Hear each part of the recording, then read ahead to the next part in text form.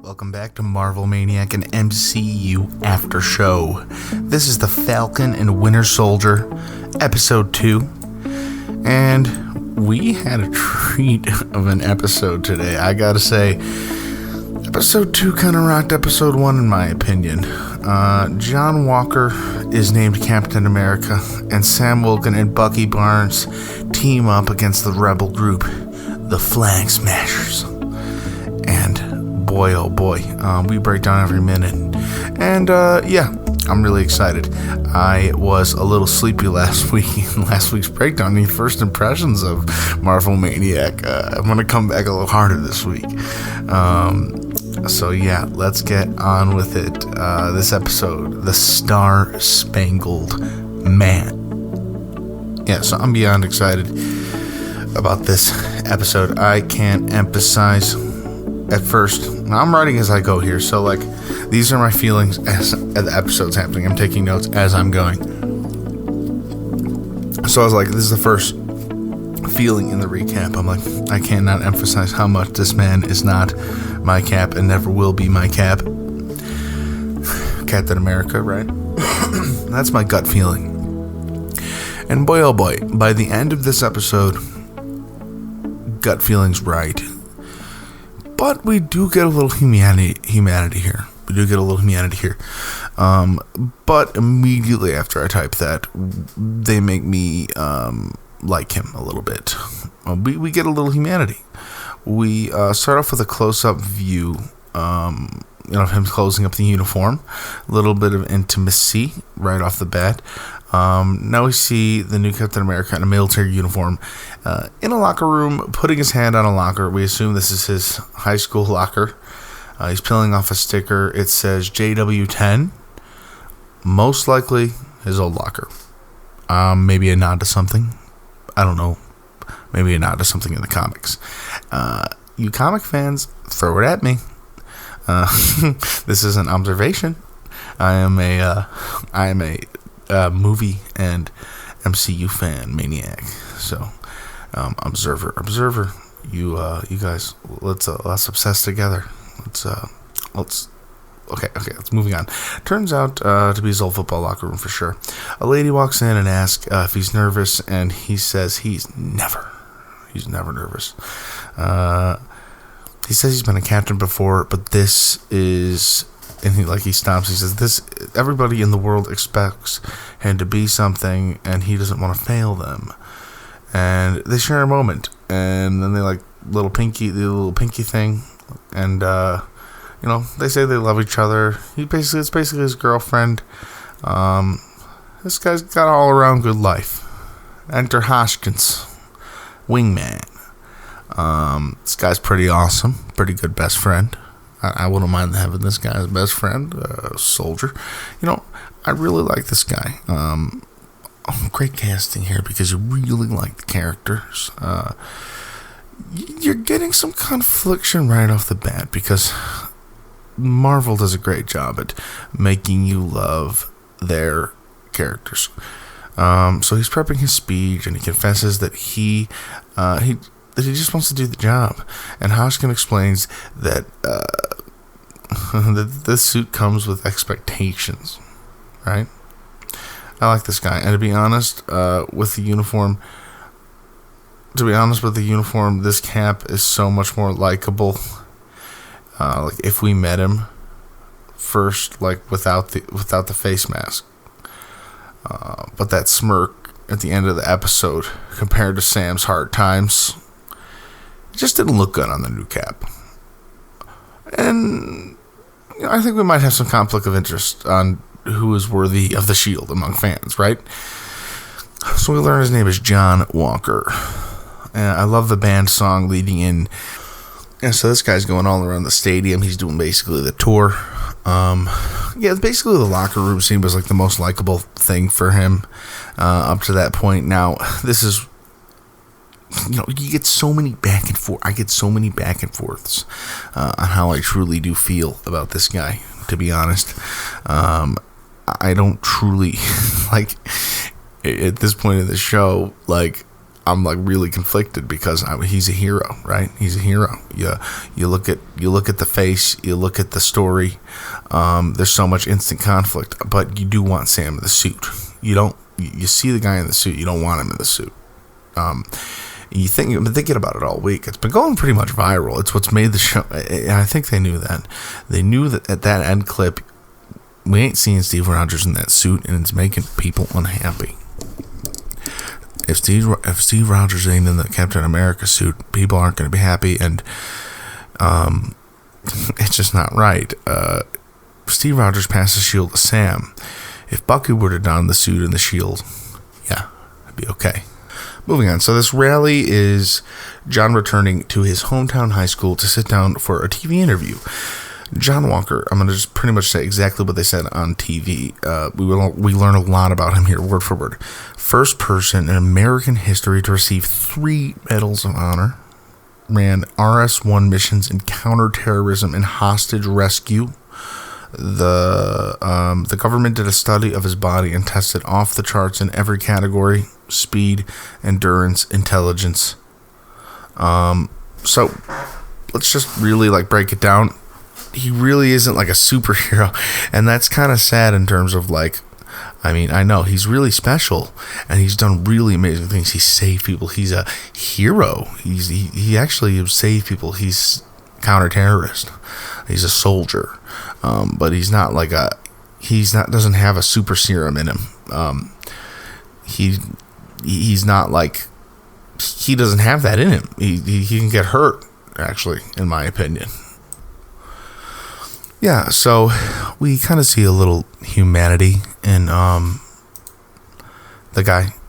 He's a hero, so we kind of have a little confliction. Okay, does this guy really deserve the shield?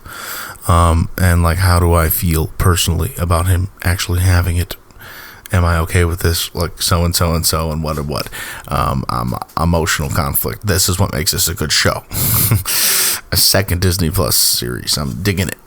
Well, not Disney Plus series. We got The Mandalorian, but this isn't Marvel. But second Marvel series, loving it. Loving it. Okay, so anyway, there's a point here I lose him, and there's a lot of moments in which I'm not gonna speak for you, audience, but I'm just gonna speak for how I'm gonna say how I feel. There's a lot of moments in the episode where I'm kind of with Cap. Oh God, I can't believe I called him in, but it's who he is in this series. Okay, we gotta accept it. It's like a sports team trade that you don't like, and that's what I was about to say. It's kind of I know it's a little Uncanny Valley, kind of like Bucky season on the TV. When he calls him, he feels like a brother. I lose him there. Now, new cap about Steve, 2021. Okay, don't like him again. Now on the outside of this, we see Bucky watching the broadcast. It must feel awful to see your friend's mantle be passed on as if it were a sports draft.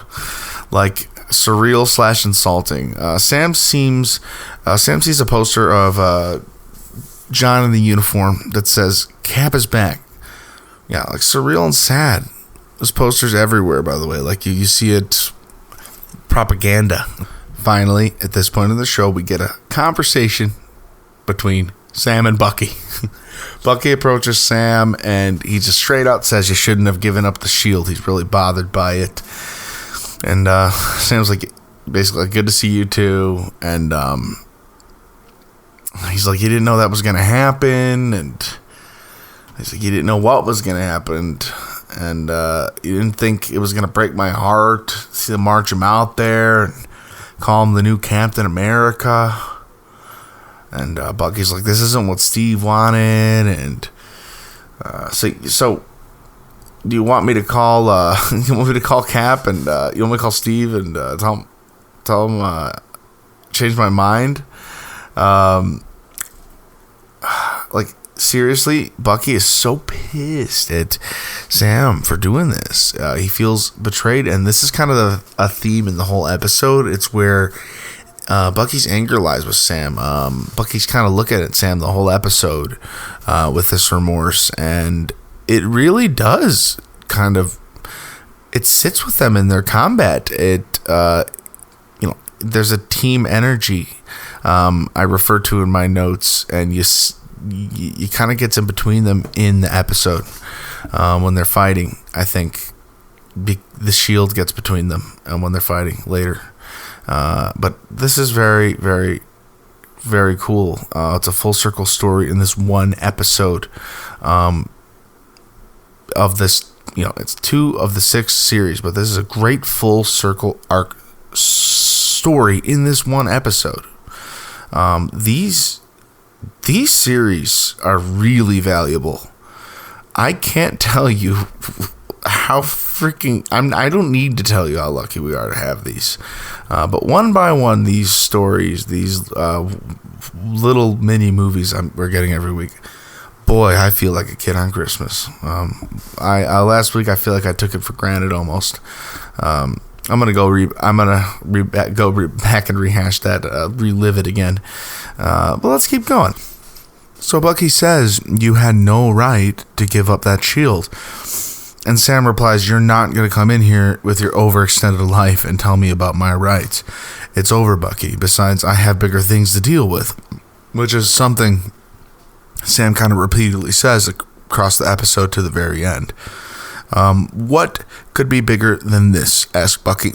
Which Sam replies, "The antagonist. The really big masked stranger, which we learn a lot about, turns out to be super soldiers. Who is this guy? Please go with Sam, Bucky." I'm typing. Come on, man. This is the name of the show. I typed. Sam tells him that Red Wing is tracing these guys to a facility, and Bucky's like, "I don't trust Red Wing." And he's like, "You don't gotta trust Red Wing, but I'm pretty sure we're dealing with one of the big 3. And this is one of my favorite moments of the show, so I can't not go over it. And Bucky's like, "Big 3?" And Sam's like, "Androids, aliens, and wizards." And that's not a thing. That's definitely not a thing. That's a thing. Hey, is that a thing, guys? What do you think? Marvel Maniac podcast at gmail.com. Oh my god.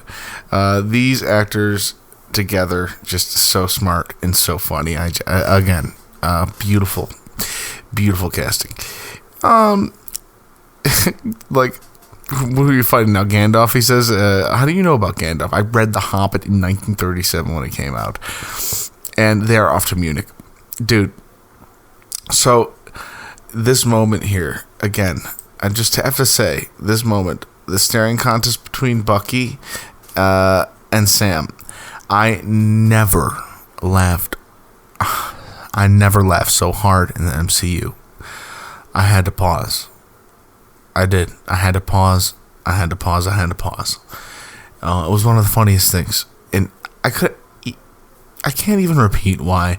It's one of those moments, like, the guy walks between them. They're staring at each other. It's just this long-winded, perfectly shot, executed moment. I can't tell you why. It's in the previews. It's just perfect. It is awesome. That's the first scene.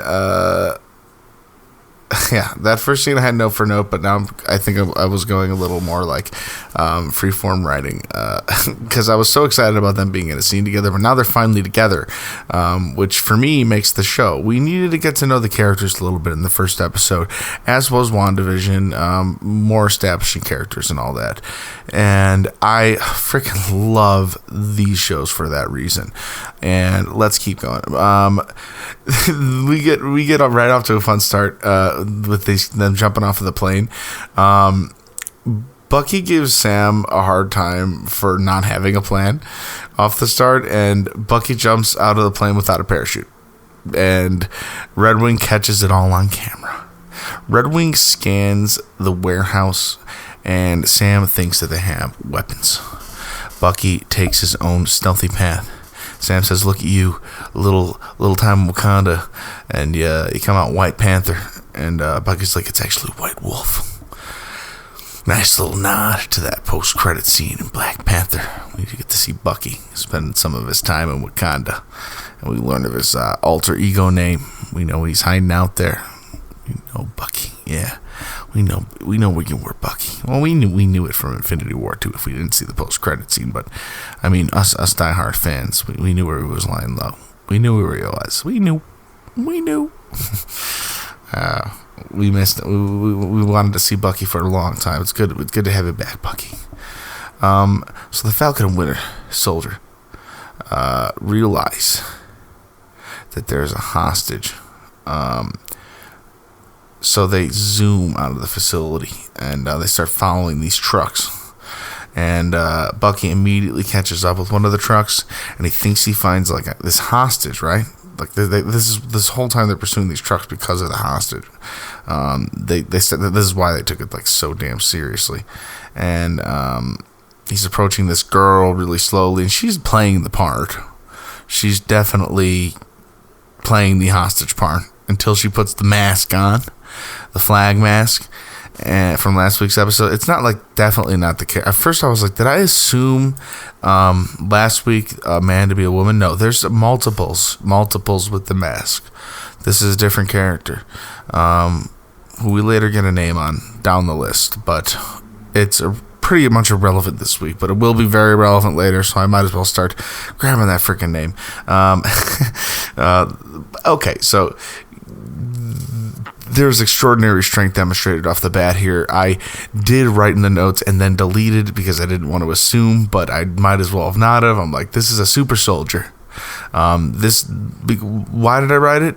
Well, instant thought, the way the bounce back that was received. Bucky literally was punched so far back from this girl's shot.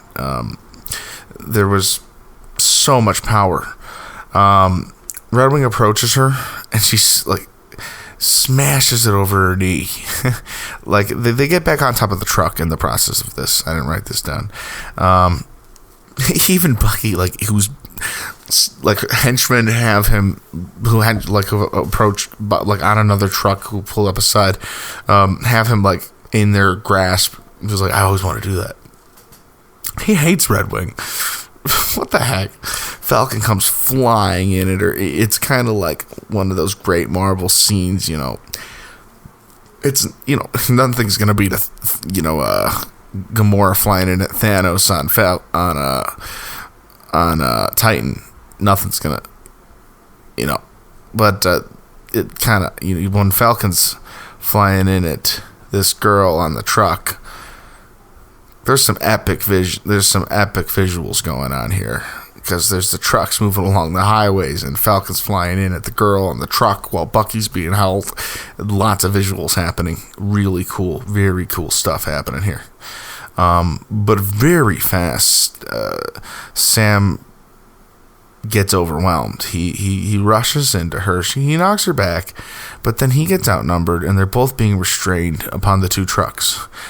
And then we see the shield. And for a moment, just a moment, I see Captain America. And I feel like we got Cap. And it's Captain America. And with him, we get Lamar. And at this moment, I wrote it, because I wasn't feeling team synergy. But I felt it from Lamar and Cap. I said, take note, Bucky and Sam, this is teamwork right here, you guys. They came in, they kicked ass, and they introduced themselves in a way that continues to teeter the line, in which I don't know if I like them or not. But by the way, this whole thing's still happening in traffic. There's street signs knocking over. There's cars, like, you don't know. People are in trouble. This is very dangerous. Civilians are in danger. This needs to stop. So much is happening, and literally, in all of this, Bucky falls off the side of the truck. Somebody's pushing Bucky's vibranium arm, trying to scraping onto the traffic. I'm worried about Bucky. Even I am like, Bucky, no. And he's like about to die. Like Sam swoops in. What's Sam about to do? And he swoops down. And I'm like, I forget the scene for the trailer. And he's like, that little girl kicked your ass. This show's a masterpiece. I just like, that's funny. You like, even if you've seen it in the trailer, it's like if you're into the scene, like that is so freaking just unbelievable. That is so funny. That little girl kicked your ass. Like, what? Okay. So Lamar's in a chokehold, and he's like, yo, I need help. Help. And Captain America just whips out a pistol and just like shoots his enemy, which is something I'm very familiar to doing in Fortnite as Captain America, which I do have the skin of, and I love repping.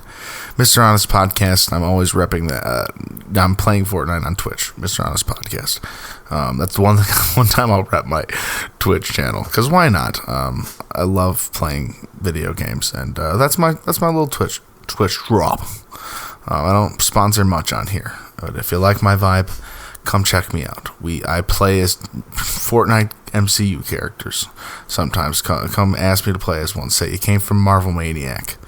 I'm literally just the same guy sitting in a chair playing video games, if you like it. Done talking about it. So I don't know if Cap, I know Cap has fired guns in World War II. Okay, literally, if you got to take a gun, you get a gun. Captain America, it's not like he's Batman. He's not above killing.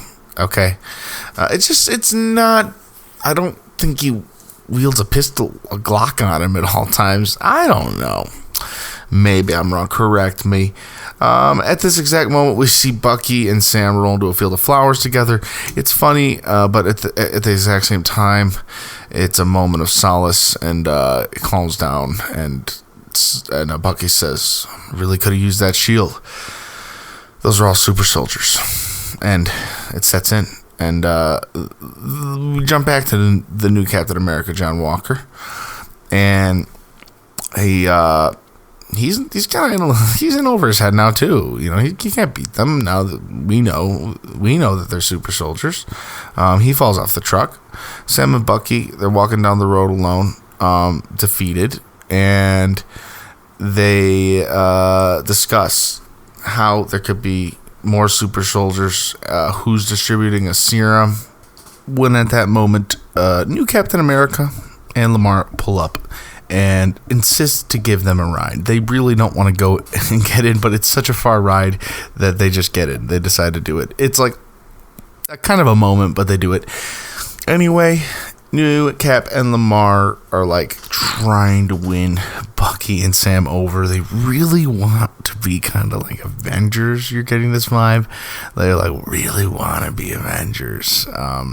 Even like Lamar's got this kind of like Avengers, like his little own uniform like thing, and you kind of see in the scene he has his own little name. I really liked him in the first scene, and I really liked them a lot, and their accolades, but they're kind of like, I don't know, they're really filling slots and trying to be people they're not. And you can't just be like self-proclaimed superheroes. Like Scarlet Witch just became Scarlet Witch, right? Like, you don't call yourself Black Star. That's why Bucky left. Come on, dude, right? Like, that's why Bucky left.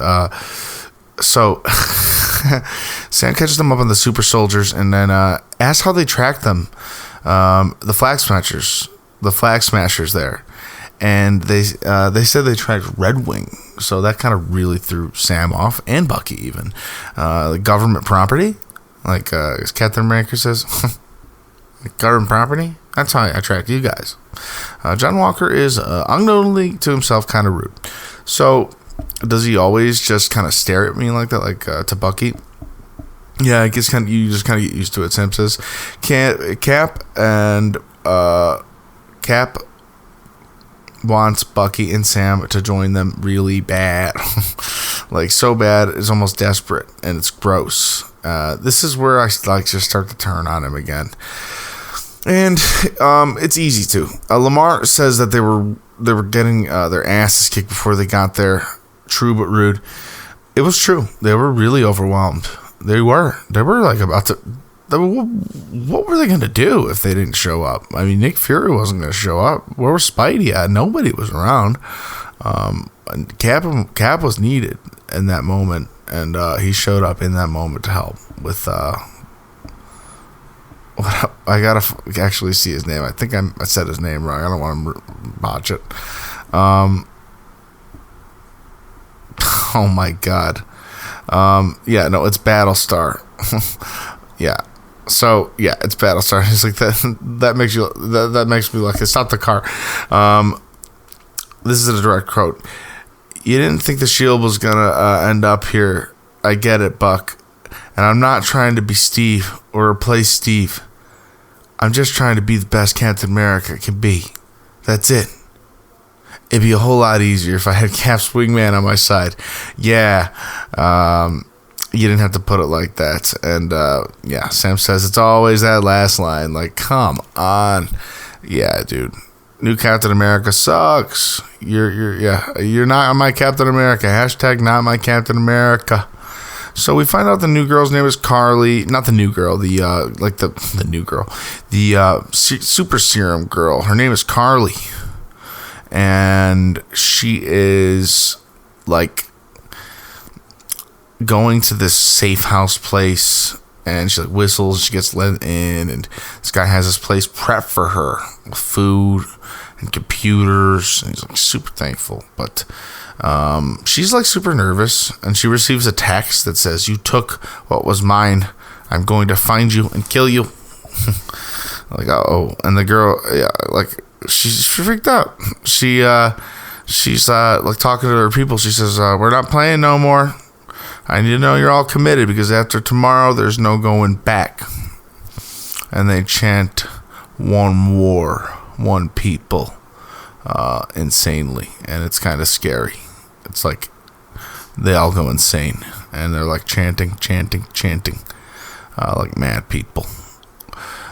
So they're sitting on like a helicarrier. I don't know what they're like. I think they're sitting back on the like helicopter or plane or whatever. And Bucky suggests just taking the shield from this Captain America. Just taking it, outright taking it.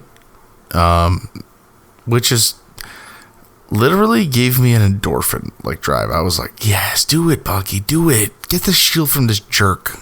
Just go get it, dude.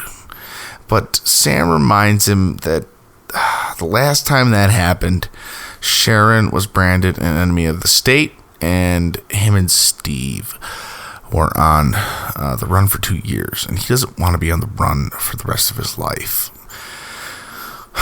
And then that just like kind of reminded him that maybe Bucky's like, they were trying to think of things, like they're just trying to come up with solutions. And this Bucky said, "There's someone you should meet."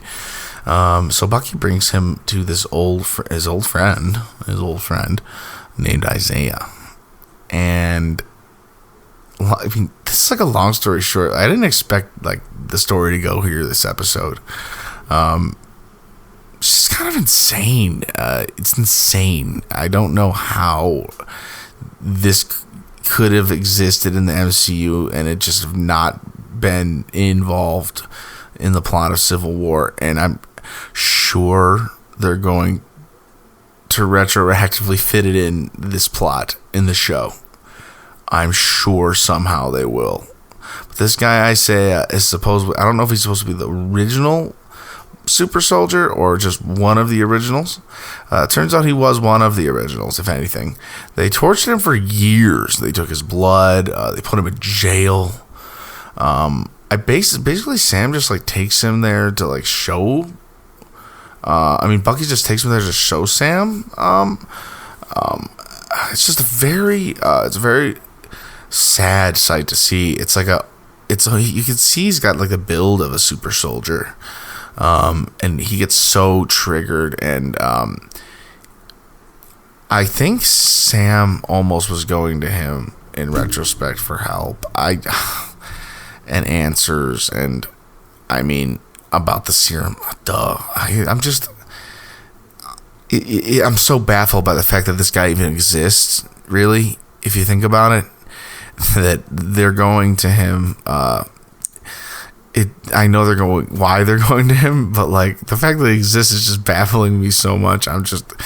It doesn't even matter to me why they're going to him. It's just, yeah, Sam was asking that exact question. He's like, yeah. He was like, well, why, what? I was like, why didn't everybody ever bring this up? Like, you know, as the fans are asking this too. What? Why? I'm sure everyone's asking this. Are going to be asking this. I hope there's more in-depth answer. I think this show will. I feel like this show's going to give us a lot more. These episodes are nice and long, crispy episodes. I like them. I'll eat them all up. No. Give me more. I'll take all the Marvel. Loki, I really can't even imagine what Loki will be like, but we'll take our times with this one here. Just sit right here in the Falcon and Winter Soldier. I'm fine right here. We got 4 plenties. 4 is a lot left. That's a lot left. Sam is really shook about Isaiah. So, like, there's this moment where the police approach Sam and Bucky, and I'm like, please don't be going there. Okay, good. Just a nice, funny Disney moment. Thank God. So Bucky's therapist shows up at the jail, and so does the new Cap. Oh, great, right? Bucky like gets arrested for like missing some. He misses therapy, so like he has to go to therapy. And Sam goes with him, so they must like stare each other in the eyes as if they like haven't done enough of this in the episode, right? They have like a staring contest, and it's like another really funny moment. And she asks Bucky, why does Sam aggravate you? And it takes a minute, and Bucky actually gets into it. And you know, in my podcast, Mr. Honest, I do get down on my feelings a little bit, which I think is fantastic, and I think the show is promoting that in a way with Bucky going into therapy. I think it's fantastic. It's really good. And what Bucky says to Sam is, why'd you give up the shield? Why'd you give up that shield? Steve believed in you. He trusted you. It was his legacy. He gave you that shield for a reason, and you threw it away like it was nothing. And then maybe if he was wrong about you, he was wrong about me. Yeah, and that was really from the heart. I really couldn't imagine what Sam was going to say to that, but he cut me off. It was cold, and honestly, I couldn't believe it. He really... Bucky put himself out there, and Sam rejects it. He says he did what he thought was right. He doesn't have time for this, which I feel like he said a version of earlier in the episode, and he will squash it and go on. They'll go on long vacations after this, and they'll never see each other again. Cold Sam. And Bucky's like, sounds great. That hurts. Damn. That really hurts. I just think Bucky like opened up so much in therapy, and I know that I just like Bucky looked back at his therapist, and then like the therapist says, I know that look, and like he was hurt by his therapist because she kind of pushed him into that situation. And he didn't want to open up like that to Sam. But I think it'll come around. I think he's going to come back. I think there's going to be a bro moment in the series. This is leading us to a really good bro moment. I think everyone's going to love it. This show's great. New Cap, sirens, police sirens outside. Like, there's a... Okay, can we see some parallels here? Do you feel the alarm? Remember the moment in the episode like earlier where the police came up to Sam and Bucky, and it was a really alarming moment. Like the police were approaching them, and it was like an impending doom, right? Like, and then like at the end of the episode, like almost end of the episode, like they're walking out of the building, and like it's just Captain America just honking on some police horns just for fun.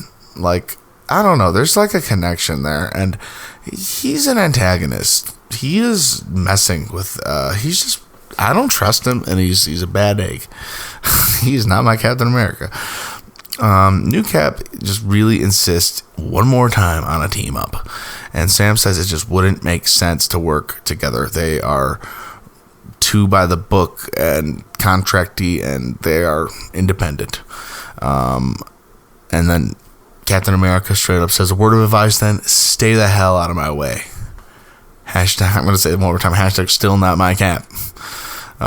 We moved to Slovakia. The Flagmaster crew, they're loading boxes into planes. There's cars, SUVs, they're approaching the runways. And this Carly lady's wishing goodbye to one of the super soldiers. He stays goodbye, so like as like a sacrifice, so all the other planes could take off. He topples this tower line down, and I don't know if there's like him and this Carly lady had a love thing going on, or it was just like this romantic, like really gesture towards the movement of these Flagmasher crew, like because they really believe in the post-blip world. Man, these monsters. Or I don't know. It's crazy what Thanos did. It's all because of Thanos, man. Thanos freaking ruined everything. Good God, this guy goes on a straight rampage, kind of. Well, I think part of him maybe hoped he just would withhold the bullets. Maybe like a small part of him would be like, I'm gonna absorb these bullets. And no, he like literally just died, but it still gave them enough time to take the planes and get out. Cut back to Bucky and Sam coming up with a plan. We don't know what they're talking about. Like they're like, we can't talk to him. What are we gonna do? We're gonna really go talk to him. And then Bucky's like, well, I could do. They're like kind of indecisive. I don't know. I didn't write enough down for this part. All I know is they're going to see Zemo. I led too much into this in the last episode, but we know from the trailers that Zemo's coming. He's on the poster. Zemo's coming, and we cut. We see shots of Berlin. We cut to a prison corridor. Boom, and then we see a shot of Zemo lift his face. Boom, and credits. Oh my God, what an episode. I can't even imagine. Well, this was like, in my opinion, like, I feel like the first episode was like T-ball compared to this one. I freaking love this. This was the Falcon and Winter Soldier. The first one, they weren't even together. This was the show. I freaking love this episode. I love this show. 1 and 2 need to be a 2-part. Just like need to be seen together. I didn't have the full viewing experience until I saw this episode. I'm still sitting here in awe. I'm excited. I can't wait for next week. I'm gonna almost take a prediction out of left field here. I'm gonna say Zemo's gonna go on a good guy side.